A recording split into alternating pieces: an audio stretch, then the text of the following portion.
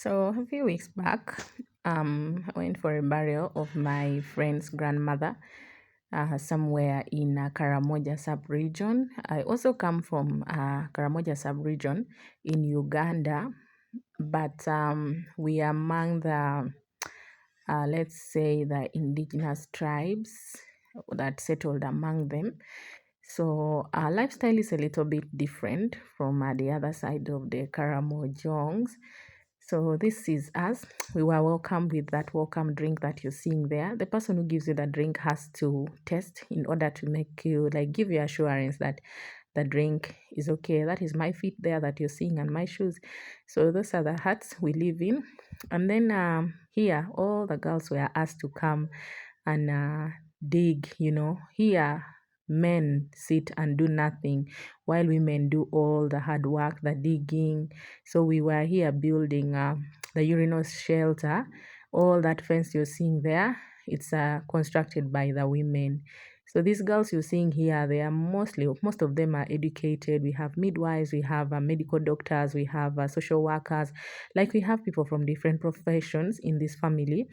But this is the reality of their life. Whether you're educated or what, when you go home, women does all the work that men are supposed to do in some other regions. So here we are doing the construction. It's done using the suckers. I would say suckers, so that stems from the harvest of sorghum or sunflower. Those are the ridges they collect, and then you dig, you put those things, and then you pour soil under. Then you construct this urinal shelter. So we didn't have any urinal shelter, and let me tell you, in most of the villages in Karamoja, you rarely find even a latrine, including here where we were. Yeah, we had a latrine. There's a latrine, but it's not really working, as if it was covered according to the will of the grandmother.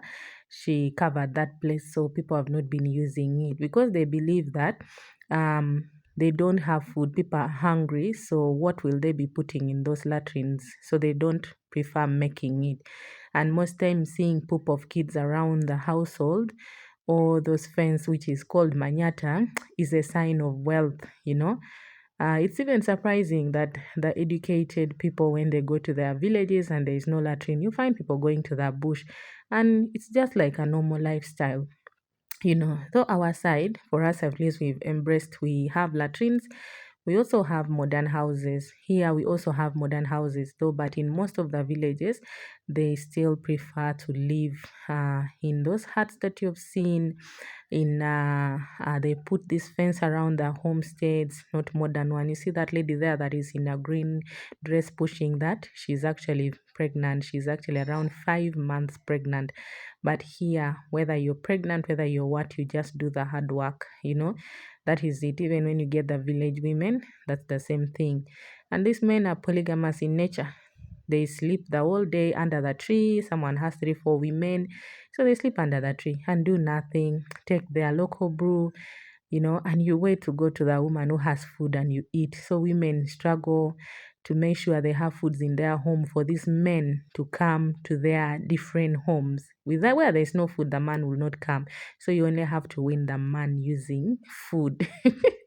Yeah, so you produce your children knowing very well that they'll be the ones working hard with you in the garden or in the chambers, because the men don't do that. If I didn't have respect, I was going to show you the men seated under the tent while we were here with the ladies in the family digging this urinal shelter, which in other tribes you would expect the men to do all this work. In Karamoja, women do all the donkey work, and they are married with 100+ cattle, 50, 60.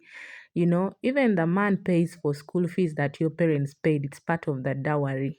So as the man is paying for the fees, it's literally like buying you. To me, that's what I see, and probably that's the reason why the girls are given a lot of work. I didn't have time because this was a burial ground.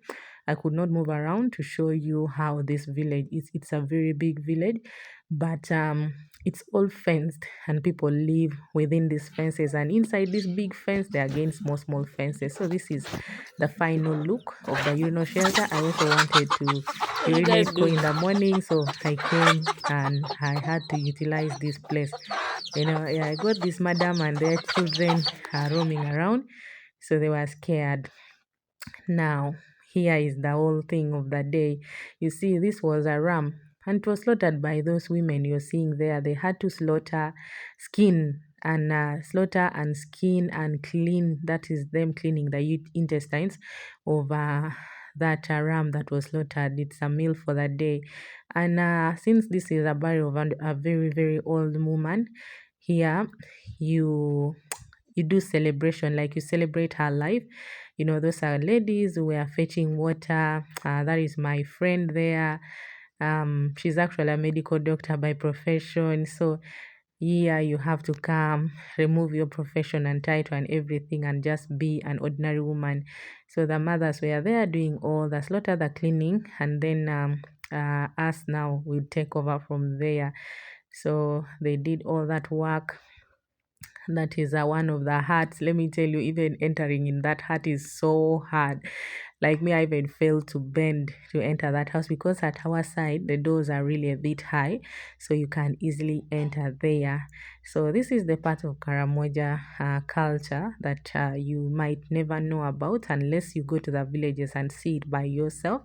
Yeah, but this is a kind of a modern home. Let me tell you that very many people are educated in it, but tradition is tradition and it will never change. So this is my friend, I told you. She's a medical doctor, but see, she was the one actually trying to cut that meat, and she had to cut them so that it would be easier to use the knife to cut them. So she had to do that part of the work. Me, I was just busy filming because I was a visitor in the home, so though I became the chef of the day, I didn't have anyone to record for me, but I did cooking, the cooking of all that sauce and everything. And basically, I was the main chef. I love cooking, so there it's my area. And she also knows. She just told them, I have my chef with me, so just leave them to do the work. Yeah, so these are the women you see here. Actually, the one of them is a widow.